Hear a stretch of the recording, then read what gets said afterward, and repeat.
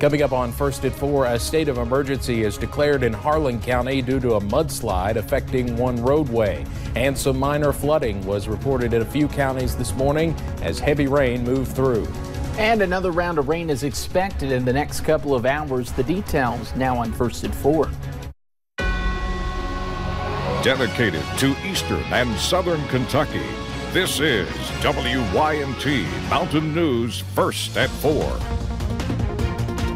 Good afternoon, I'm Steve Hensley. First at 4, heavy rain caused some issues across the region this morning, and more is possible tonight. That's why it is still a severe weather alert day, and Chief Meteorologist Andrew Dockery joins us now with more on what to expect. Andrew? Yes, Steve, you said it best. It's not going to be widespread problems tonight, but the chance is still there for a few isolated problems across portions of eastern Kentucky, and even as you work into Virginia, West Virginia, which is why that alert day continues. Now, we take a look at some of the cameras and you might be thinking, well, is more rain really coming? It feels great, sunny skies, and temperatures actually breaking a record for today, where you'll see we were at 70 in Jackson, 74 in Hazard, and earlier in Jackson we were at 72 degrees. We will get that official record, but this sets the old record, not yesterday, today, previously set back in 2017. Now, a cold front's working through, and there is still a chance of a strong storm or two with this cold front, but nonetheless, more rain is expected, and that more rain could cause some problems as we head into tonight. We'll look at a low temperature of 31 degrees, southwesterly winds, rain really ramping up as we head into the evening and overnight hours.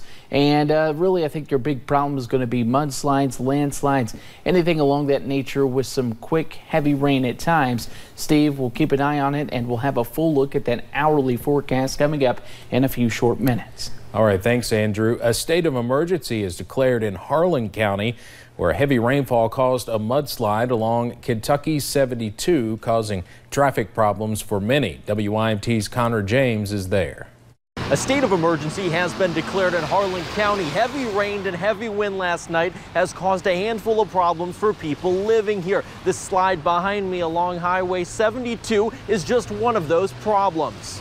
It was a busy day for workers who cleaned up the road, removing as much debris possible to make the road drivable. County officials say nearly 300 people were impacted as a result of the slide. This is the same area a state project happened a couple years ago to prevent rock and mudslides. It appears that because they cut a road up on the mountain for the owners of the property here, that evidently it's weakened the mountain structure and caused a mudslide. Another one of the issues is the wind brought down a handful of trees that knocked out power lines and caused some people to lose some power. I'm in Harlan County, Connor James, WYMT Mountain News. And we'll have more at 6 about other weather-related issues across Harlan County. That storm brought heavy rain to other counties this morning as well, and with it some minor flooding. Several roads in Laurel County were closed because of the high water. As WYMT's Phil Pendleton tells us, police say it does not take much water to create problems for drivers. This is Highway 1535, also known as Sinking Creek Road, one of 3 areas in Laurel County where there were a number of problems this morning because of heavy rainfall and flooded roadways. Police say the road department was alerted to close Sinking Creek, Old Way, and Sally's Branch Road after the thunderstorm that came through just after 5 o'clock this morning. Police say it only takes a couple of inches of water over the roadway to make it dangerous for drivers. However, they say as little as 2 inches, and especially if 5 or 6 inches is rushing over the roadway, it can actually sweep your vehicle off the roadway. Yeah, most of them will ease right through that, you know, which they shouldn't, but they do. Many of these roadways were only closed for a very short amount of time, as the water usually goes down about as quickly as it goes up. In Laurel County, Phil Pendleton, now back to you. Police say there could be more problems tonight, as Andrew mentioned, with more rain in the forecast. On the 4th of July last year, an unexpected storm hit Paintsville and damaged a local church.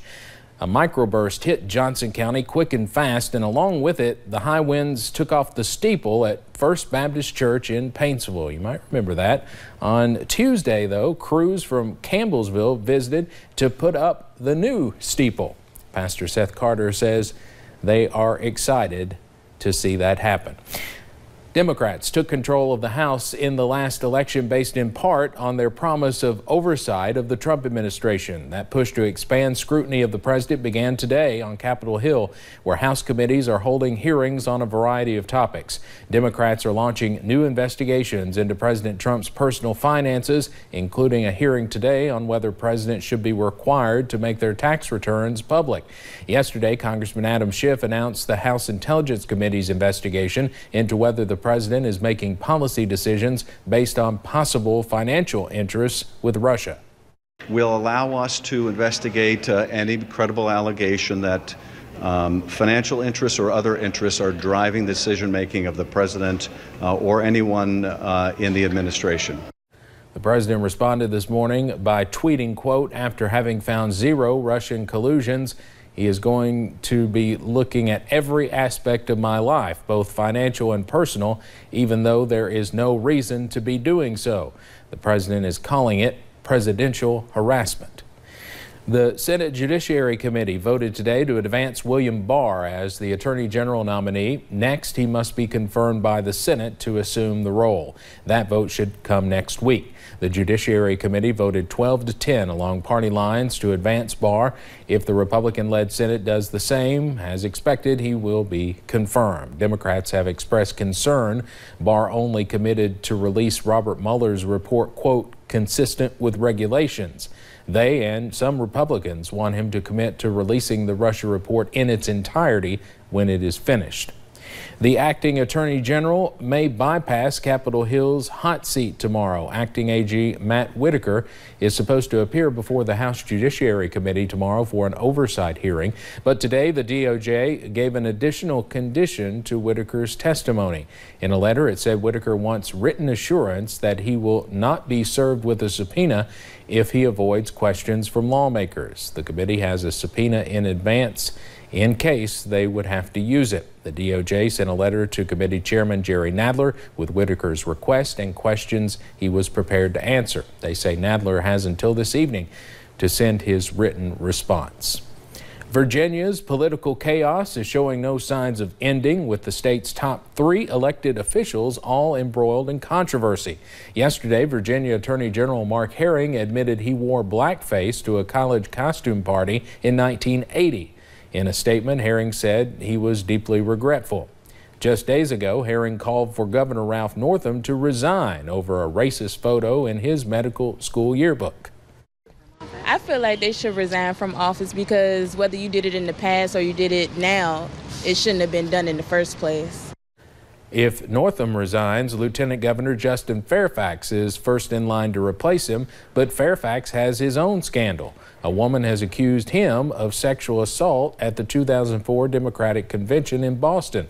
His accuser, Vanessa Tyson, released a statement saying that consensual kissing quickly turned into sexual assault. Fairfax has denied the allegations. Let's head over to Wall Street now on this Thursday afternoon. The Dow closes down today, more than 220 points. Straight ahead on First at 4, the TSA says there was a record number of guns discovered at airports last year. And the rain chances will arrive tonight, and a few isolated flooding issues cannot be ruled out. The forecast is coming up next. Around here, when winter rolls around, you never know what Mother Nature's going to throw at you. But for generations now, you can always count on low prices at Food City. This week, save on Food City Fresh Ground Chuck, $2.99 per pound. Fresh strawberries, buy one, get one free. Wide Awake coffee, also buy one, get one free. And more, only at Food City. Get revved up for spring with the East Kentucky Sport Boat and RV Show March 8th, 9th, and 10th at the East Kentucky Expo in Pikeville. More than 24,000 square feet of boats, RVs, and sport utilities will be on display, and kids fish free in the trout tank. The East Kentucky Sport Boat and RV